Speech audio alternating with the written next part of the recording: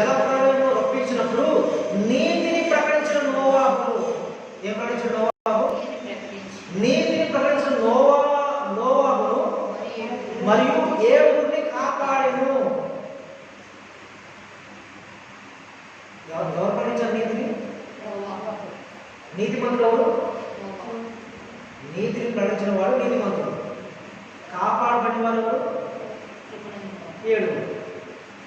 ఆమె నీతిని ప్రకటించిన నోవాహుని మరియు ఏడుగురిని కాపాడను. ఆమె అలా చూడండి ఇక్కడ, కాపాడు. మరియు ఆయన సొదొమ గుమొర్రా పట్టణములను భస్మము చేసి ముందుకు భక్తిహీనులకు వారికి వాటిని దృష్టాంతంగా ఉంచుటకై వాటిని నాశనము విధించి దుర్మార్గులను కామ వికారకరమైన కామ వికారయుక్తమైన నడవడి చేత బహుబాధపడిన నీతిమంతులకు లోతును తప్పించెను. ఆమె నేను చెప్పిన సత్యమేనా? నేను చెప్పిన యథార్థమా అబద్ధమా? ఇక్కడ మొరబెట్టింది ఎవరు? నీతిమంతులకు లోతు నీతిమంతుడా కదా? ఇప్పుడు ఆ కామ వికారయుక్తమైన దాని నుంచి ఎవరు మొరబెట్టారు? అక్కడ ఆ మొరను బట్టే దేవుడు లోకం వైపు చూశాడు. ఆమె అర్థమైందా? ఇక్కడ మొరబెట్టింది ఎవరు? నోవా మొరను బట్టే దేవుడు లోకం వైపు చూశాడు. అక్కడ మొరబెట్టింది ఎవరు? అబ్రహాము మొరను బట్టే దేవుడు సారా గర్భాన్ని చూశాడు. ఆమె ఇక్కడతో అయిపోయిందా? అస్సలు నాటికి స్టార్ట్ అవుతాడు. ఒక గంట సేపు కూర్చోవాలి. నెక్స్ట్ అంతే కుదిరేది అయిపోయింది. అదే, ఎందుకంటే నాకు వాక్యము ఒక సబ్జెక్ట్ లెవెల్ తేడా వస్తే మనకు అర్థం కాదు. ఆమె దేవుడు ఏం చేశాడు? వాక్యాన్ని రాసి అబ్రహాము గుండా సారా గర్భంలో పెట్టాడు. మళ్ళీ వాక్యం రాసి నోవా గుండా ఓడలో పెట్టాడు. ఆమె మళ్ళీ లోతులో వాక్యం రాసి ఎక్కడ పెట్టాడు? ఇప్పుడు లోతులో రాసిన వాక్యం ఎక్కడ పెట్టాడు? లోతులో రాసిన వాక్యం పెట్టాడు. అక్కడ నుంచి ఏం బయటకు వచ్చింది? మంచి లోతులో రాసిన వాక్యం తీసుకొచ్చి దేవుడు క్రీస్తులో పెట్టాడు. ఆమె అర్థమైందా? క్రీస్తులో పెట్టాడు. ఆమె ఏ గర్భం కోసమైతే వంకర మార్గంలో తండ్రితోనే పండుకొని కన్నారో, అర్థమైందా?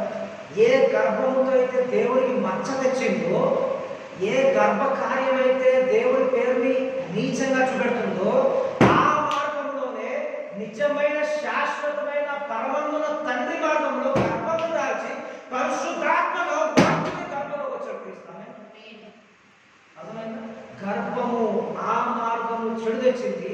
ఈ గర్భము భూమికి రక్షణ తీసుకొచ్చింది. ఆమె అర్థమైందా? మరి ఆ రక్షకుడు రాగా రక్షకులో వాక్యం పెట్టాడు. ఆ వాక్యం ఎక్కడికి వెళ్ళాలా? అబ్రహాములో వాక్యం పెట్టాడు. ఎక్కడికి వెళ్ళింది? చాలా గర్భంలో విప్పబడింది. నోవాలో వాక్యం పెట్టాడు. ఎక్కడికి వెళ్ళింది? గోడలో ప్రవేశించింది. మరి లోతులో వాక్యం పెడితే ఎక్కడికి వచ్చిందని? క్రీస్తు గర్భంలోకి వచ్చిందని. మరి క్రీస్తు గర్భంలో ఉన్న వాక్యము ఎక్కడ రావాలా?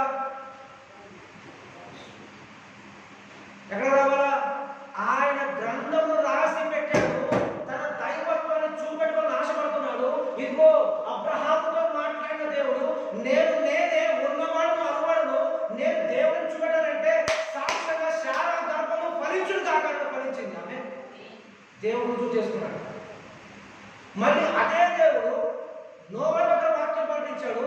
నీవు ఈ భూమిని ముంచిన వాడు నేనే, తిరిగి నోవాను కాపాడేవాడు నేనే, నేను బయట ఉన్న విషయమే సాక్ష్యం బయటవాడంటే ఈ వాక్యం తీసుకొచ్చి ఓడలో పెట్టినప్పుడు ఆ సాక్ష్యం బట్టి నేడు అని ఈ దినం వరకు కూడా నోవా కాలని సాక్ష్యం పంచుకుంటున్నాం. ఆమె దేవుడు ఉన్నాడని ప్రకటించబడుతున్నాడు.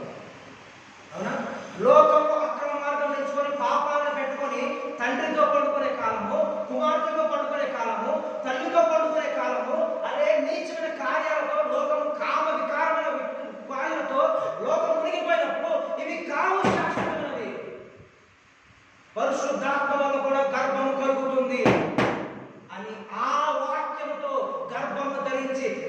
వాక్యముగా వచ్చి నీలో నాలో ఆయన జీవ గ్రంథాన్ని రాసి పెట్టడమే.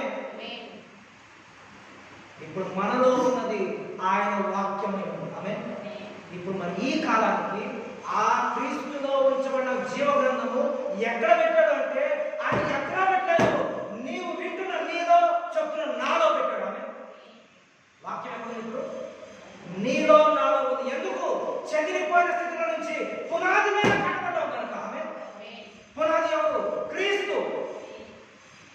క్రీస్తు అనే బండ మీద మనం కట్టబడుతున్నాం. అందుకని వాక్యం చెప్తుంది, మనం చదువుకున్నాం లేదా? పునాది ఎవరు? క్రీస్తే పునాది అయి ఉన్నాడు. ఆమె చదువుకున్నాం లేదా?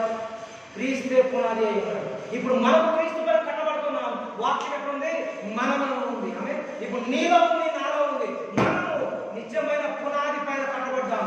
ఇప్పుడు రాబోయే ఉగ్రత, ఆ రోజు దేవుడు కాపాడే స్థితి, ఆ ఓడలో ఉన్నప్పుడు శ్మశానం, అది భూమి శ్మశానం మారుస్తున్నప్పుడు కొంతమంది కాపాడబడ్డారు. అగ్నిలో భూమి శ్మశానం అవుతున్నప్పుడు కొంతమంది కాపాడబడ్డారు.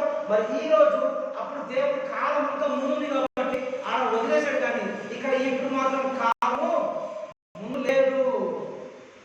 ఇప్పుడు నిన్ను నన్ను కాపాడుటకే, నిన్ను నన్ను రక్షించుటకే రక్షకుడే రంగంలో దిగొచ్చాడు. ఆమె ఇది చివరి గడియ.